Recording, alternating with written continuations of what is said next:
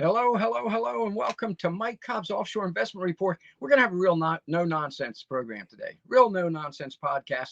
I want to get serious about offshore property investing because if you're investing in U.S. property, why don't you just hold a gun to your head? Mike, am I being extreme? I don't know. You're definitely being Debbie Downer here. I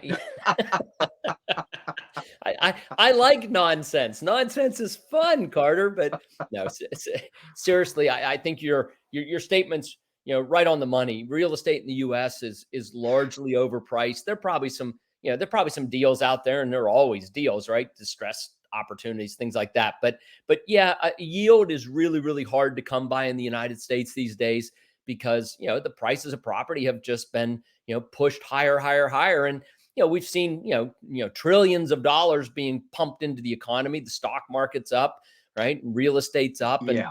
and so I mean that it is what it is. And look, I don't think you could absolutely go totally wrong buying real estate in the U.S. It's just going to be a long time before you would see real price appreciation and or any kind of real yield. So going overseas to look at real estate, right? Prices are a lot less. Yield curves are much higher. And that's what we're seeing. And we're seeing tons of folks decide they want to own an investment property overseas. It just makes a lot of sense from just a straight up investment standpoint, but it also makes sense from a diversification standpoint. Oh, absolutely. I mean, the figures that came out today on the U.S. housing market, I mean, let me just go. Here we go. Pricing dropping at the fastest pace in history. Okay. Mortgage financing at a 20-year low, right? And then people say, well, yeah, but sometimes the market's good. Folks, think about it. I hate it when people say, well, you invest in a house and you get that equity and you make money as the equity builds. No, you don't. No, you don't. Here in Pennsylvania, property taxes and school taxes are so high that you can't build any equity in your home. Yeah, I We mean just had the this friction. ridiculous. What'd you say? No, but you're right. The friction cost of property ownership in the United States is pretty high. In fact, I have an article, What's the True Cost of Ownership, right? Because a lot of times people get this misconception that, oh, I'm going to buy this condo in Belize and it's going to be super dirt cheap. Well, if you compare it to, say, I'm using a specific example. We have Best Western branded product. We have Best Western branded studio condominiums on Ambergris Key, 3 blocks from the water for $129,000. Okay. Grand Bayman. Grand Bayman. Right. Grand Bayman. Now, so for example, if you were to say, well, what would that same, I can't remember the square footage, 500 square feet or whatever, 500 square foot condo cost, new built in Miami, Florida? Probably double that number, right? I don't know. Maybe you could get something stick built. This is all concrete, poured concrete construction, but you could probably get something stick built, in the center of Florida, I don't know, whatever, for maybe that number. Maybe you could buy one for $129,000. It wouldn't be exactly the same product, but it would have the same square feet. It would have the same functionality, bedroom, bathroom, blah, blah, blah, blah, blah, right? Okay. But if you said, I want a home 3 blocks from the Caribbean in Florida, Key West, for example, you're talking 5 times that number. You're talking high hundreds, $600,000, $700,000, $800,000, right? 5 to 10 times, Mike.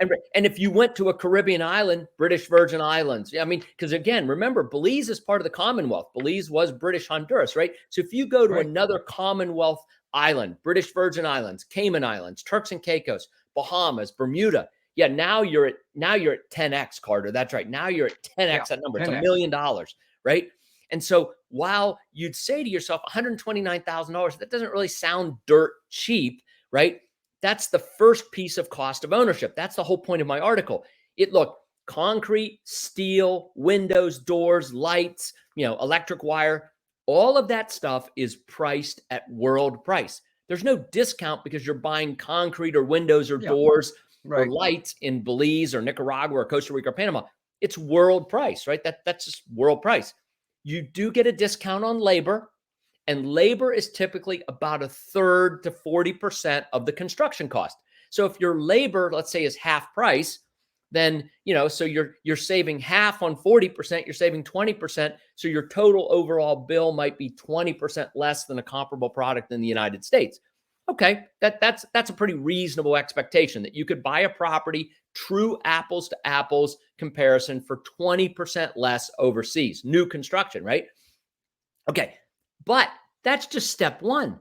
Now, as you brought up with school taxes and on and on and on and on, like, what is your true cost of ownership? And I wrote this article and I said, over a 20-year period, homeowners fees, property owner fees, whatever you want, condo fees, whatever you want to call them, right? I mean, I said, over a 20-year period, you have your acquisition cost plus 20 years of taxes and fees and everything else, versus overseas, you have your acquisition costs slightly less, not a lot less, slightly less, and 20 years of a lot lower fees. And at the end of 20 years, Carter, you'll be blown away. I don't remember the numbers, but if folks want that article, just have them send me an email and I'll send them a copy of that article. The True Cost of Ownership is the name of the article. Carter, it's absolutely staggering over a 20-year period what the difference is in cost of ownership. The article's True Cost of Ownership, folks. That's the name of the article, True Cost of Ownership. This is vitally important, Mike. This is vitally, look, here where I live, the property tax is wipes you out, wipes everybody. And they raised them. They destroyed the state's economy and the city's economy, so they raised the taxes. They doubled the water fee. Yeah. What? Yeah. The heating bills, everything through the roof. So, the true cost. Yeah. Well, and Carter, look, you have all of these, I don't know, I'm going to call them utility companies, but fire departments and ambulance services, and you have tons of pension programs all over the United States, state pensions and city pensions, all that kind of stuff, right? You have all these pension programs that are broke. And the only way that they're ever going to pay those people the money they owe them contractually, those people work for 20 years, 30 years, 40 years, right? They paid into a pension system that's now broke, right? Or it will be broke. And so the only way they will ever be able to pay those people what they've earned and are owed, right, is by raising taxes and fees and this, that, and the other thing. So while you've started to see some stuff go up, I think we're just scratching the surface of that one. I think it's going to keep going up, up, up, up, up. Oh my God. And then for those out there unfortunate enough to live in an American city like I do, what you get for your money is knowing that your taxes are going down the street to somebody who decided they don't want to work for a living. And you're getting, in the top 12 American cities, record homicide rates, Mike. Oh yeah. Record homicide. So, so from every standpoint, and then people say, well, yeah, but the dollar's so solid. Well, here's an interesting chart. That's the value of the dollar since 1913. Yeah. A dollar in 1913 is now worth, brace yourself, folks, 3.6 cents. It ain't getting any better. And notice there's no upturn there. There is no upturn. Yeah. Well, it's funny. I was just thinking, like, I don't know what popped into my head. So this Sunday I went over to Glory Days Grill. It's where I go to watch football. I just enjoy just being around other people. I went by myself. I used to go with my daughter. Now she's gone. So I just went over there, watch some football, eat some wings, right?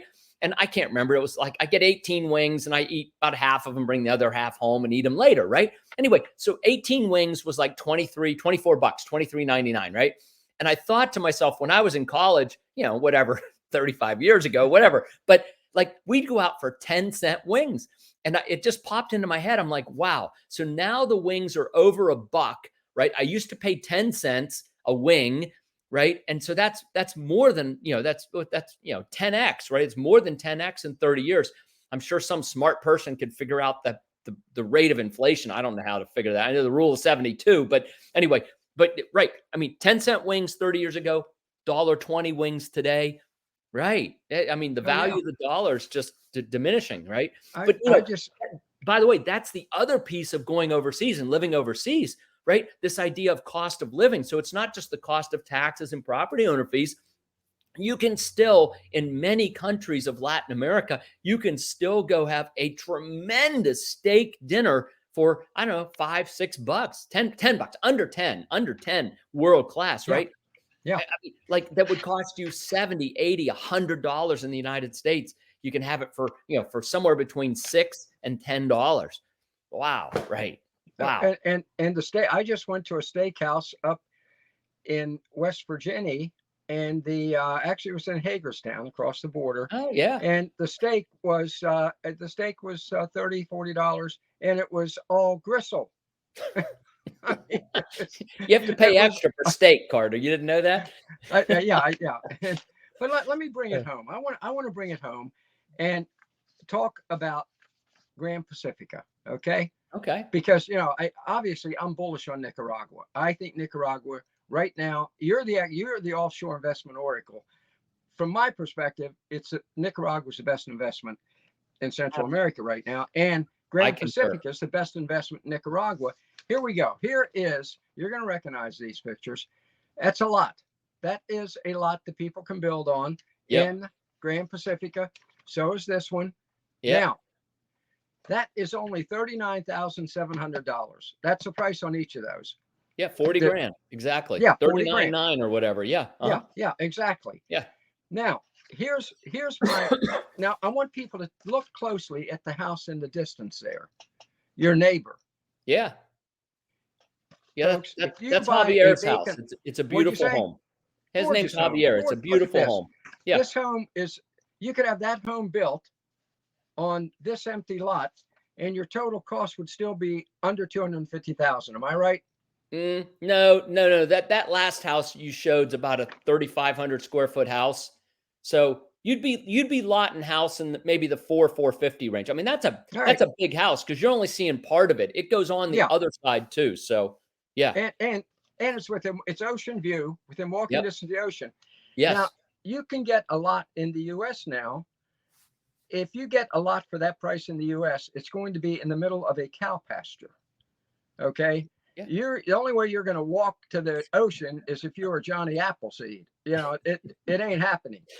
So you make this investment. Yeah. Plus you have a rental program, so you can, if you want to, you can get cash flow. Yeah. At Grand Pacifica, you've got a home that okay, let's. By the way, Carter, just let me. By the way, we do have lot home packages. 15, 16, 1,700 square feet homes, 2-3 bedroom kind of homes on one of those lots for $250, $260. So that's available. It's just that one home you showed is sideways bigger. So anyway, it's huge. It's huge, right? Yeah, 35,000+ square feet. Yeah, 100 Plus square feet. You're in a community, and you're getting a home that you just described is built out of incredible materials. Yes. It's going to be there 150 years. The lot, if you buy a home, it'll be a townhouse in the US for $350,000 right down the street from me, in the middle of a cow pasture. Made out of 1x4s. Yeah, or 1x3s. Exactly, they don't even use siding. Right. With vinyl. So right. No matter how you look at it, the return on investment is simply huge. And let's say you buy, and correct me if I'm wrong. If I buy that, let's say I own the home in the distance there, okay? Mm-hmm. Yep. Now, when somebody builds on that lot, they buy the lot for $40,000. Yeah. They build on it.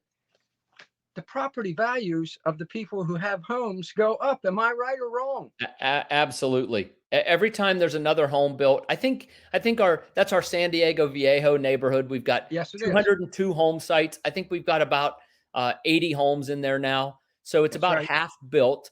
And every time, and we have, I can't remember, in San Diego Viejo, I think we have another, 6 or 8 homes under construction right now. It might be higher, it might be 10, 12 homes, something like that. But yes, every time a home completes, the value of everyone else's homes go up. We have another neighborhood, which is our Ava and Bella neighborhood, which is Ocean View, Oceanfront neighborhood. I think we have 80 homes there under construction right now. Ocean View homes, they're the cozy homes, but an Ocean View home for $130,000, $140,000, lot and house, Ocean View, 130, 140, direct oceanfront, $399. I mean, you talked about a townhouse in the middle of a cattle pasture for $350. You could have an oceanfront home made out of solid concrete for $399,000 at Grand Pacifica. So yeah, it truly is the value, Carter, and I'm glad you brought it up. People like are scared of Nicaragua, but my whole opinion is, you know what, if you don't get on an airplane and go see it for yourself, then you're just letting, Ted Turner and Jane Fonda do your thinking for you. And I don't know why you would ever want to let those two do your thinking for you, vis-a-vis CNN, right? Like it's all distorted. Get on an airplane, go see it for yourself, draw your own conclusions, use your own brain. And most people, almost all people who go to Nicaragua, they don't all buy. I mean, they don't all, complete the transaction, but very few people go to Nicaragua. And I've helped hundreds and hundreds and hundreds of people, might be thousands, I don't know, people visit Nicaragua over the last 25 years. I can tell you, very few have ever said, oh, this is horrible. I can't believe you brought me down here. The vast majority, 95% or more, have gone, holy smokes, I see what you're talking about, Mike. So I just encourage people to buy a plane ticket, go to Nicaragua, see it with your own eyes, go see what, $399,000 will get you, as an oceanfront home, or $139,000 for an ocean view home, right? It is incredible, Carter. I'm really, really glad you brought it up. And by the way, I have one commercial plug I need to make that has nothing to do with real estate. And, right.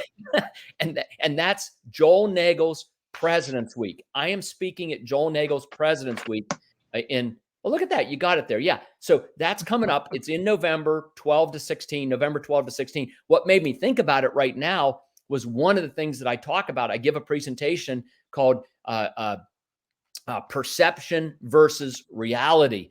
And it really talks a lot about this whole Nicaragua factor. And that's kind of what popped it into my head. But that's one of my presentations at President's Week this year. And it really goes, hand in glove with what you've asked me about this morning.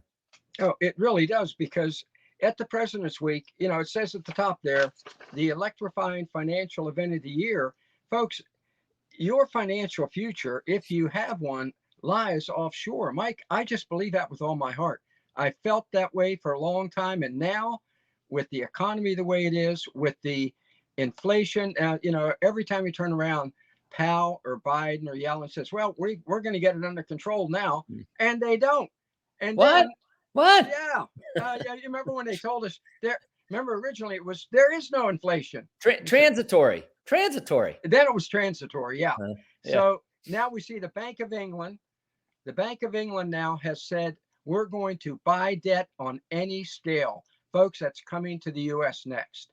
And that's going to take the inflation up into the upper 20%.